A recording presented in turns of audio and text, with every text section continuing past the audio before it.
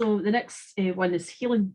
So healing takes on many forms. I can work. I work with people like one-to-one, doing like hands-on healing, or not so hands-on these days. And many different aspects of healing. You will see on my website if you ever go and have a look. And energy to me is all one energy. You can call in like the unicorns. You can call in the unicorns when you're working in a specific area. The dragons to clear maybe energy. There's loads of different dragons that you can call in. The same with the unicorns. With your Reiki masters, the angels. There's different angels that come in for specific ailments that other people have. They can maybe ask you. They're looking for something specific to do with healing for their bodies, or their spiritual development, and you instantly maybe get a colour, you get an angel that steps forward.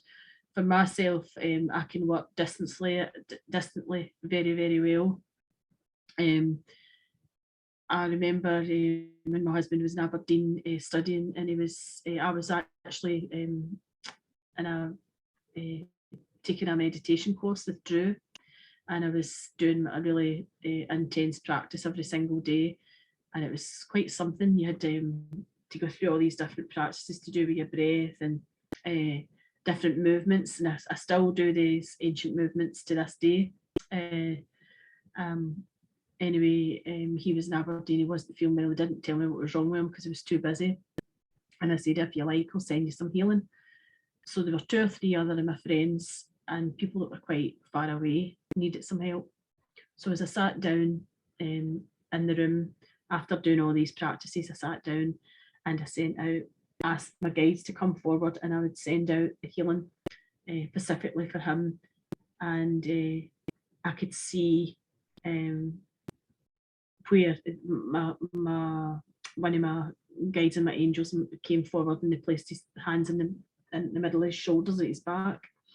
And he told me later that day he could feel it, and I said, well, I could see a table set for 6 people. He was going out with everybody from uni for his evening meal, and he said, no, the table was set for 10. I said, no, I didn't say it wasn't set for more than 10. They were only showing me 6 because they were like a pillar or something here where they were. And he was like that, oh yeah, kind of wondering how I knew that.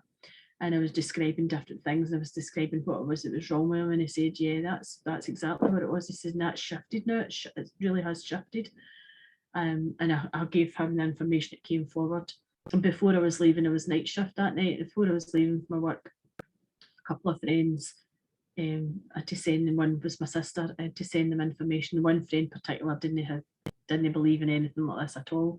And I told her, and I also told her when we were teaching the children yoga with her, we were both together. I said, when I was standing back from you, all I seen was this vortex energy of light right above her head, and I was mesmerised by this moving about, and I didn't know whether to tell her or no. And when I told her, she said, oh, thank goodness you've told me that. She says, I've been asking for something, I've been experiencing something, and you've just given me the confirmation. And then I proceeded to tell her all these things. So I sent all these messages, and I went to my work, and I hadn't heard from anybody, and I was thinking, oh my goodness, maybe I shouldn't have sent that out. Maybe I shouldn't have sent these. I'd be thinking I'm crazy. How can I be connecting in with all these people and I'm not even there? I was in my house, and it was as if I was almost like time traveling to these different zones and times and different places that people were. And anyway, a while come back, and a while before I get the messages back that said, yeah, that's exactly what I'm feeling. Thank you for helping me. And I was like, oh wow, that's amazing. That's really amazing. And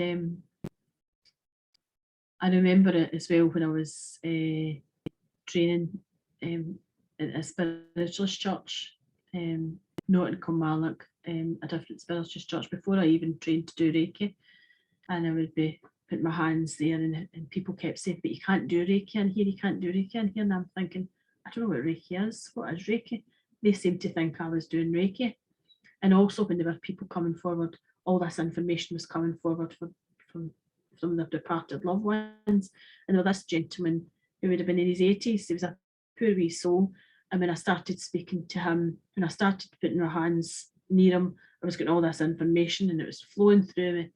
And I got into trouble for doing that. But the man had said to me, that's the first time my wife's came through. I've missed her so much. I'm so lonely without her. It's been 30 odd years since she came forward. And I said, oh my goodness, he was crying and everything. And I got into trouble on that day. First of all, I wasn't to do Reiki. And I said, well, I don't do Reiki. And please don't take this the wrong way, that I'm not putting in any system or any spiritual structure or anything. I'm not poo-hooing there. I'm just saying what happened. I don't do Reiki. I don't do Reiki. I don't know what you're meaning. But they didn't believe, they seemed to just think I did do Reiki. And I thought, what is this Reiki? I was thinking, this Reiki must be coming through me and I don't even know what it is. And then they said to me that you really shouldn't be. And I said, I couldn't stop it coming through. I had to go to that man and thought, oh, this isn't right for me. This isn't right. I can't be conforming to this when this man needs this. This man's needing whatever it is I was needing to give him, to say to him. I needed to pass this on. And for a while that blocked. For some reason it wouldn't flow like that. And I decided that wasn't for me. And I was training with them and I put that to the side. I'm not saying I wouldn't ever go back to it, but I put it to the side because I felt, well, this is too restrictive.